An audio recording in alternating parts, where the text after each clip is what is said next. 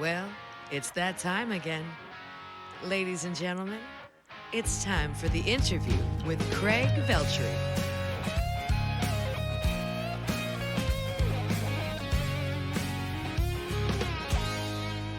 Thank you, Megan Pennington. And welcome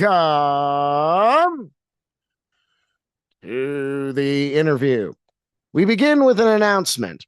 This will be the first episode of the interview that will air on Music from the 412, a Pittsburgh-based internet, TV, and radio station. Many thanks to Rocky Lamond for the opportunity, and a special thanks to friend of the show, Jazz Byers, for the introduction. The official time slot for the interview on Music from the 412 will be announced soon. Follow Music from the 412 on all social media, download their Roku app, and visit their website, musicfromthe412.com. On with this program as one of the dearest friends of the show and co-host of FirePitt, aka the mothership of the Scarfire Media Podcast Network, is back with a brand new EP. Rogue Wave showcases some of the best lyrics of his over 50-year career and some unique turns of melody. Deep, cutting, personally and socially conscious, Rogue Wave is soothing musically but often foreboding in its lyrics, like an ocean facing a red sky morning. We will play the title track at the end of this episode. Recording in Pittsburgh and calling in from Pittsburgh, here he is, Jimmy Skiff. Jim, welcome to the interview.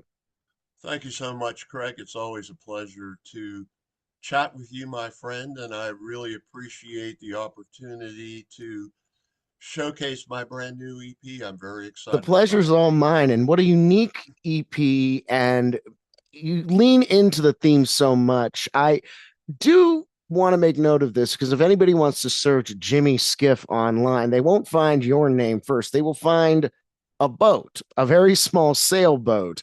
And I've never thought to ask you this, but was that just an accident naming it birth, or is in fact Jim Skiff a stage name? It was actually a decision that my parents made a very long time ago, and I appreciate it very much. It's a great name, and I've been going. I started recording as Jim Skiff. Then I recorded an EP and an album and a few singles with my daughter Erin as The Skiffs. The Skiffs, yep. And when I started working on this project, I felt like I wanted to kind of do a rebranding. And I have found that Jimmy Skiff pops up a lot in searches because it is a small, fast, light craft that is extremely popular in the Carolinas, especially, and where I believe you're heading very soon. Yeah, it's a yacht boat basically. It's like I'll throw a picture up of it right now, but it's basically a small sailboat that's often used for yacht sprinting, I think is what they call it. Absolutely. Also, there were a number of what they called skiffle bands in the 50s in the UK area. The Silver Beatles began as one. Exactly. The Beatles began as a skiffle band. And I recently discovered that the term skiffle is an old English word meaning a light commotion, which seems appropriate because it is a reaction I often encounter when I speak with people or they hear my music. And I'm hoping to instill even more than just a light commotion with this new record, Craig. Well, with Rogue Wave, and there's another track on the record called Transcendental Undertow, was the leaning into the name Jimmy Skiff intentional as a result of the songs that you were coming out with, that you wanted to connect more with it? It wasn't intentional, but I will say it was a happy accident once I started putting those things together, which often happens with those of us who are creatively inclined. Sometimes patterns emerge on their own, and it's up to us to recognize them. And the Rogue Wave the cover art for that was created by a dear friend of mine, Melody Lockerman. Beautifully Who, done. I actually went to high school with I'll her throw that way up one back more when. time for the nice folks. Yes, her name is Melody Lockerman, and I went to high school with her many years ago. She lives in Sewickley, and we've stayed in touch. She's quite a successful, fine artist, and does a lot of portraits and commercial work. I've used her for all of my album art over the last couple of years, and we started talking about the Rogue Wave, and she kind of came up with this idea of my face in the wave and a skiff atop the wave cresting. And I'm hoping it might be sort of a prognostication for the effect that this new music will have.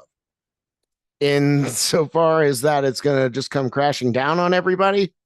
No, is that it's going to sweep away a lot of bad vibes and energy and kind of lift people into maybe a higher dimension or a place where they're feeling better. That's kind of what my hopes are. Not crashing so much as lifting and raising. And in the art, you see me paddling furiously in my little skiff, riding this wave. And I'm kind of hoping for that sort of an effect, Craig. We're here with Jim Skiff on the Craig-Veltri interview, proud member of the Scarfire Media Podcast Network. For more on Scarfire Media, please visit our website, scarfiremedia.com.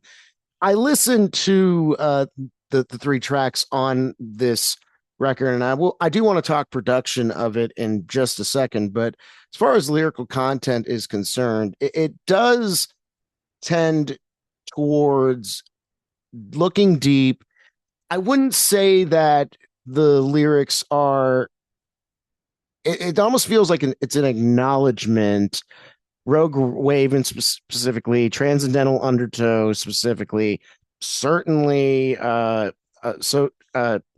Sticking to the songs predominantly about the ocean, there's almost an acknowledged fear within those lyrics, and I don't know if there is an optimism. Can you perhaps point that out to me?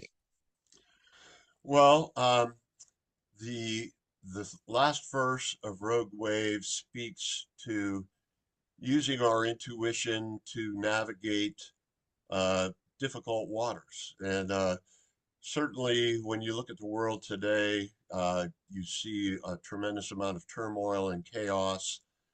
And I believe it's through following our heart and looking within that we can find the way to navigate this time and sail into a calmer harbor somewhere. Um, and that is my hope for the world, is that we do begin to listen to our hearts, to look within, and I believe that is where we will find the answers that we need. Now, you took about a 9-hour road trip or so to get this music recorded. You went all the way to Boston to record all three of these tracks. What Boston does have a unique music history, and it does have a and the record did turn out great. But why did you decide on Boston? Was it Boston, or was it the studio and producer waiting for you there? Well, last year in the spring, I responded to a Facebook advertisement from Plaid Dog Recording. I'm sure you've seen them. They are an artist-friendly organization. They have a number of crowdfunding platforms that are available for artists who are accepted into their Rising Talent program. And I applied just kind of on a whim. I had some new music I wanted to record and was a little short on funds, as we all often are. Mm. And I was happily accepted into their program. Now, at the time, I declined to go forward with it because I was working on a record deal with a local label. That deal fell through, last year in the summertime. And so I approached Plaid Dog once again to see if their offer still stood. And they said, yeah, sure, Jim, we'd like to have you in our program. I signed up with them, and we used a number of crowdfunding tools that they had developed up there. Their owner is a guy named Mike Davidson, and he had put together a series of crowdfunding applications that he made available to me. And I worked with a young woman named Bex Lipschultz, who actually lives in West Virginia, and she's kind of their project manager. She works with artists to put together their crowdfunding programs. They look for people, not only the talent, but they want you to have a certain number of social media contacts and before they accept you into the program. Right. And I happen to have both.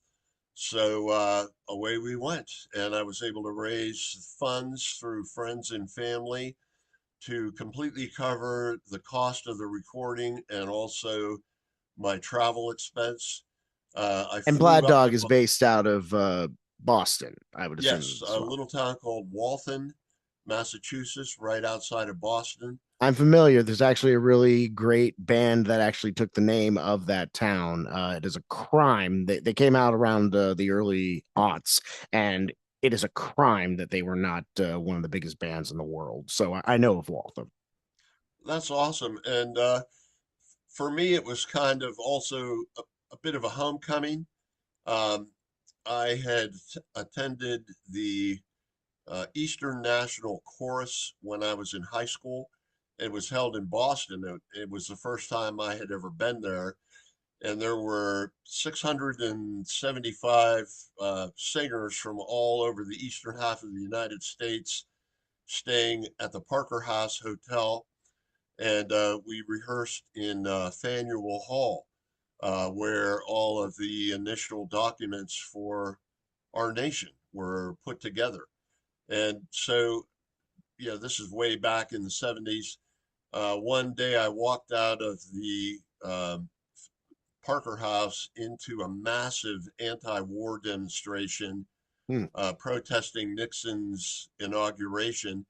And I just kind of fell in with the crowd. I thought, this is me. And we went down to Boston Commons and set up on a little stage down there. I found John Prine, and he was Wow. singing his song, Your Flag Decals Won't Get You Into Heaven Anymore. And it was kind of a seminal moment for me, combining music and political action. And it was the first time I had really heard John Prine, and he blew me away. And so that was the first time I was in Boston.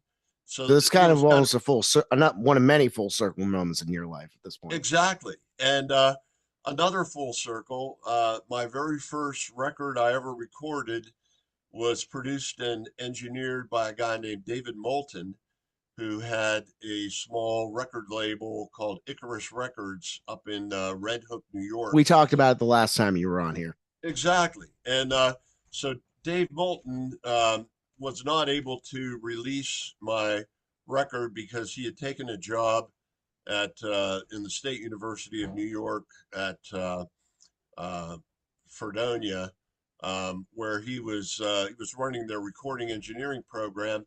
From there, he went to the Berklee School of Music in Boston, and he ran the recording engineering program in Boston for like 30 years. So he taught many of the top engineers in the world, and a number of them actually are at Plaid Dog Recorders. Most of their staff are Berklee School of Music graduates. And so, a number of their people were familiar with Dave.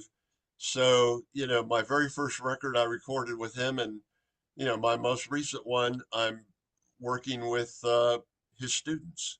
My And goodness. it was there were a number of full circle moments. And, Well, and as that, far as the completing the circle with Rogue Wave, as far as just putting the music together. Let's focus in on Transcendental Undertow in particular. It is a piano, almost a torch song, really. Is that a song that you had in mind? It's just going to be piano because you're a guitarist primarily. Was that a suggestion in studio or did you bring it in on piano? I actually suggested it. I sent them a demo of me and guitar, and we were talking about the song with my wonderful producer, um, Carter Sanders, who is also a Berklee School of Music graduate, and he we kind of sketched the song out, and we were talking about it, and I said, "Hey, Carter, why don't we try it with no guitar and let's just do piano accompaniment, maybe like a kind of a smoky nightclub Tom Waits kind of vibe." And he kind of looked at me and said, Jim, I think that would work. And he is actually the guy playing the piano on that part. He's a keyboard player. That was his forte or his major at the Berklee School of Music, which I didn't even know. But he quickly started sketching out this fabulous piano part, and I thought, oh, this is definitely the way to go. It What do definitely you has think? that, does have a lot of that early Tom Waits kind of vibe to that piano part, and it definitely fits the uh, mood of the song very well. We're here with Jim Skiff on the Craig-Veltri interview, proud member of the Scarfire Media Podcast Network. Check out the Patreon page to give you the full Craig-Veltri interview archive. Old episodes going up every Monday and Tuesday. Currently updated at the moment to include the episodes with Corky Franks, Jess Justice, and an early appearance of Tyson Leslie, who's been on the show repeatedly. The whole archive will be going up periodically. So $5 a month, you'll be able to access the whole old archives. Keep your eye out for the first appearance of one Jim Skiff. Speaking of podcasts, I mentioned in the read already that you are the co-host of FirePitt here on the Scarfire Media Podcast Network. We brought Megan Pennington on last week for the State of the Podcast 4th anniversary episode, which is available on Scarfire's YouTube page. And she mentioned that she's ready to fire up the mothership. Are you ready to jump back on? Absolutely. I understand we've necessarily had to take a little bit of a hiatus here. Megan has been going through a tremendous period of change Mm-hmm. and growth, and I feel like the phoenix may be ready to rise from the ashes of the fire pit, and let's do it. We certainly have a tremendous amount of musical talent here in the city of Pittsburgh. A lot of great things going on, and I'm looking forward to continuing my collaboration with Megan. I think we work very well together, as you do as well, Craig. So yeah, I'm certain we can expect to hear some more interviews from the Megan Pennington and Jim Skiff team, and we'll certainly keep you posted as to when the next one will be up and running. We'll have all that information on Scarfire Media's website, and all that information will be readily available as the weeks and hopefully not months can come to bear. We've been missing some fire pit here in this particular studio space. So as far as Rogue Wave and the continued rollout of it, what more are you going? Obviously, Rogue Wave is the one that you're leaning into as the single. Music video, are we looking into any further promotion of it? And on top of that, when is the next Jim Skiff record coming? Well, that's a good question. Rogue Wave will drop worldwide on all the streaming services on May 29th, and we are celebrating that with 2 hours of songs in the key of Skiff at Antonio's Pizzeria right here in lovely downtown Brookline. Um, and that will be from 7 to 9 p.m. And I will be accompanied by my bassist extraordinaire, Mr. Stephen Horton Jr. and we're really looking forward to a great night of music. Um, Well, I bear in also mind, the interview we're doing is actually going to be airing about 3 hours after said open mic done. But the open mic at Antonio's does occur every Thursday, correct? the open mic is every Thursday. Um, they have live music, acoustic Friday every Friday night, and special performances on most Saturdays. A lot of people do album release parties on Saturdays. Mine actually occurred earlier this evening at from 7 to 9 p.m. And I'm going to have some additional performances coming up throughout the summer. July 15th, I'll be at Mellon Square for the Make Music Pittsburgh. Um, and I believe it's the Downtown Pittsburgh Partnership that Mm-hmm. sponsors that gig. And I'm also going to have some gigs throughout the year up at Steamworks. We're working on some dates with my good friends Paul and Dawn from Starling My Darling Great and folk. Francisco Soriano. So the three of us are going to be doing some gigs up at Steamworks throughout the year. And every Tuesday night, I'm in residence at Hilltop Coffee, 2400 Arlington Avenue, from 6 to 8 p.m. And The Steve Morgan, Knoxville neighborhood of Pittsburgh, if I remember correct. exactly. And it's a wonderful little coffee shop with a great vibe. They have visual art from local artists in there. They also have a copy of copies of my volume of poetry, Rooted, Poems to Inspire, Heal, and Empower, available there.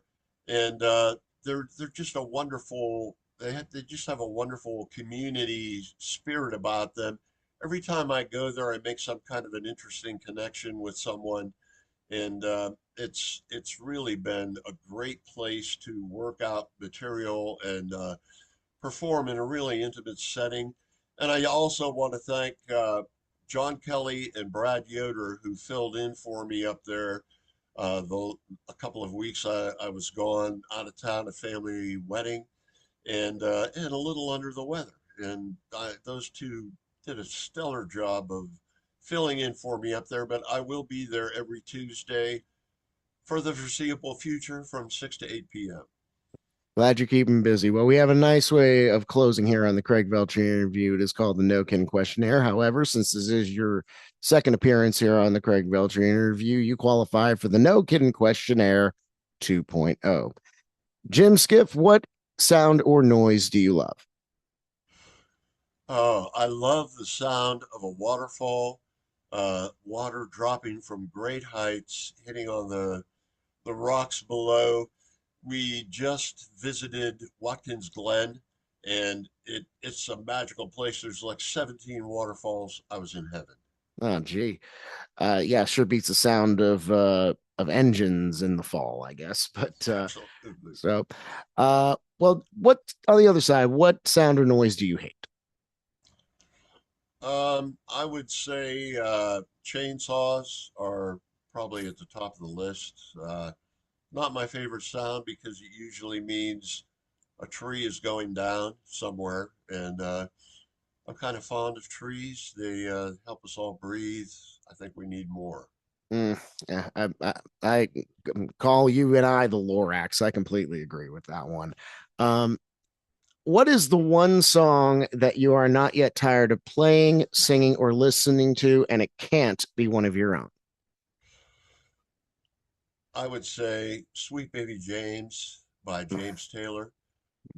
James is one of my favorite artists of all times, and I really love that song, and I've covered it a number of times, and I listen to it when I'm feeling a little blue. It has kind of a wistful, comforting vibe. I It's a love the lullaby. string.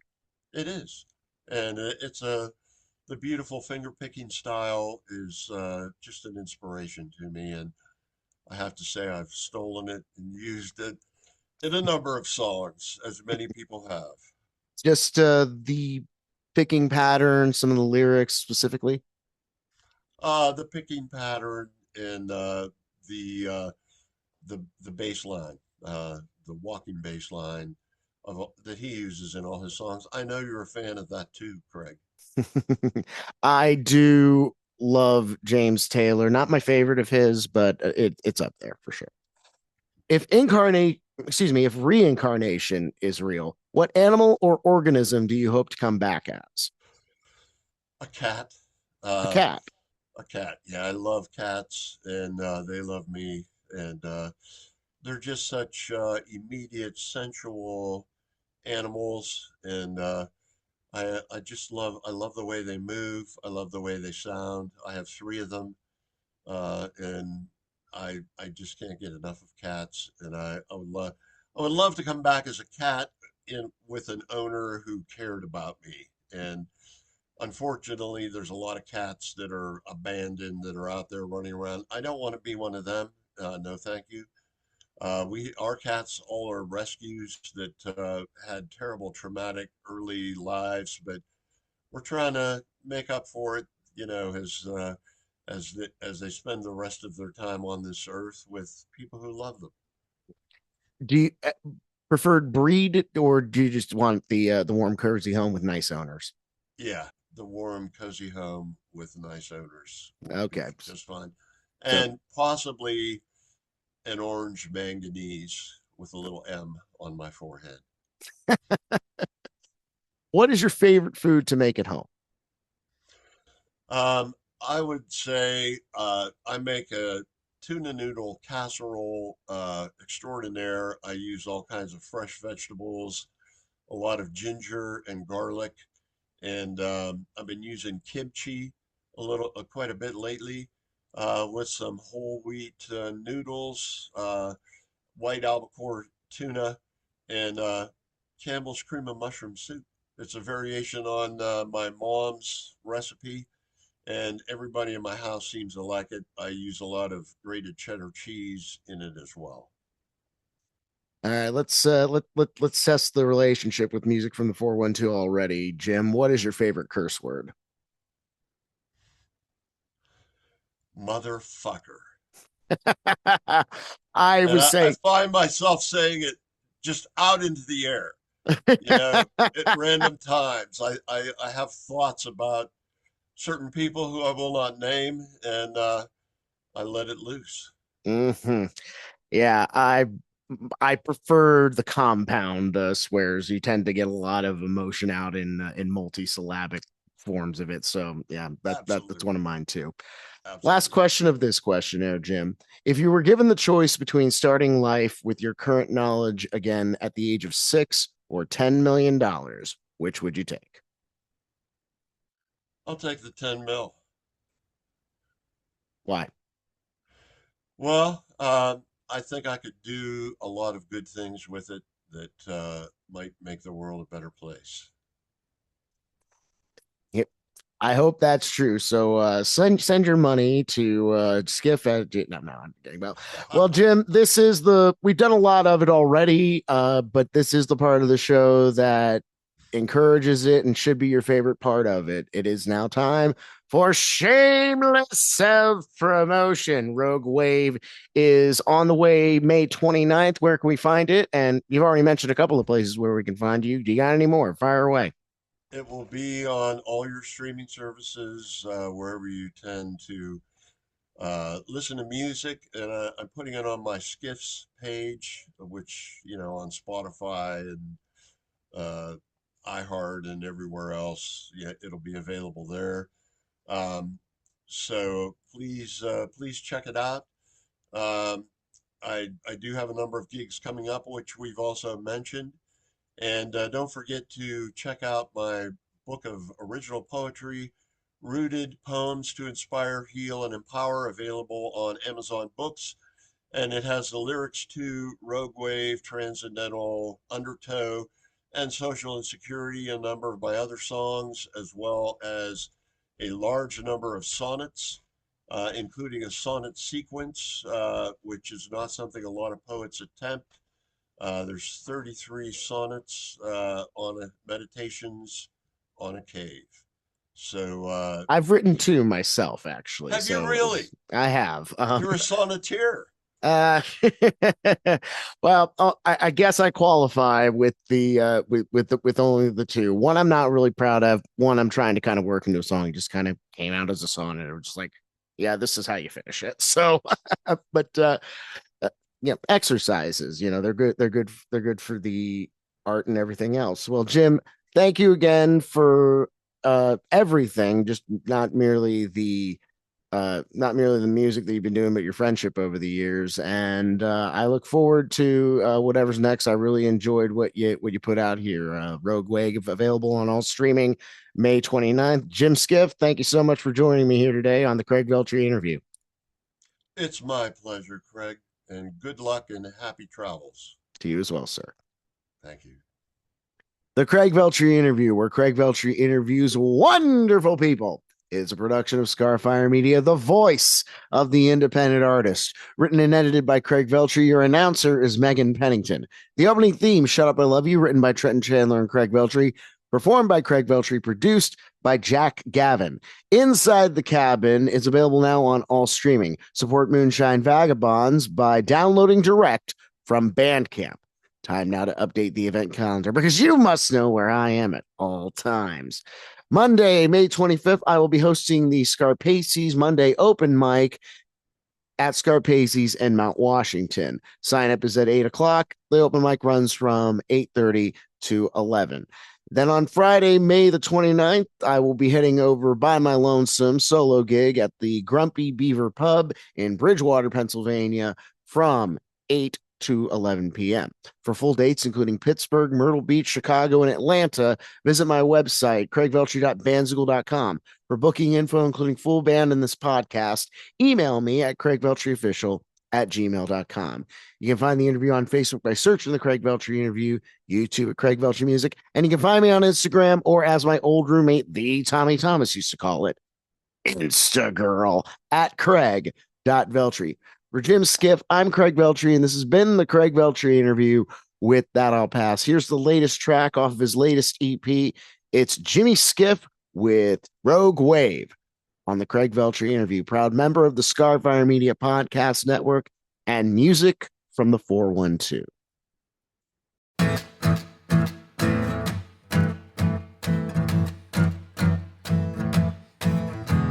I've ridden many a wave upon the sea of life. Some carried me away to far and distant lands. Some swept me off my feet and dashed me on the strand. Abandoned in a foreign place, trying to catch a break in a broken state. Searching for a smile on a friendly face, praying for a little bit of saving grace. Dreams drift away just out of reach, a castaway on a lonely beach, lost without a trace in the ocean's cold embrace.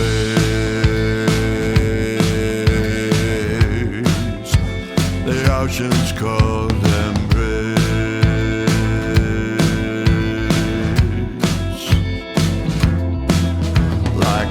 Of glass once shattered, the sea has worn me smooth. My expectations battered, I got nothing left to prove. Praying every day for a big rogue wave, carry me away to a better place. Searching for a smile on a friendly face, praying for a little bit of saving grace. Dreams drift away just out of reach, a castaway on a lonely beach, lost without a trace in the ocean's cold embrace.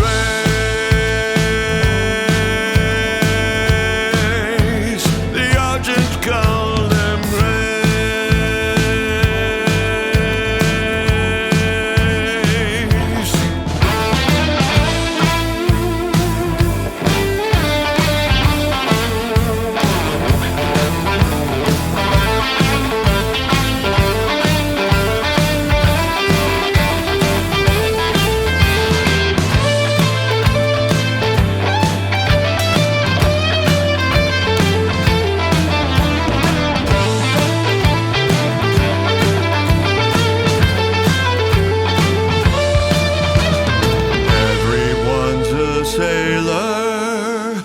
without a compass or a chart.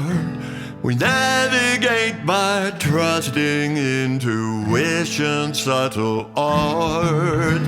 The storms of fate blow freely.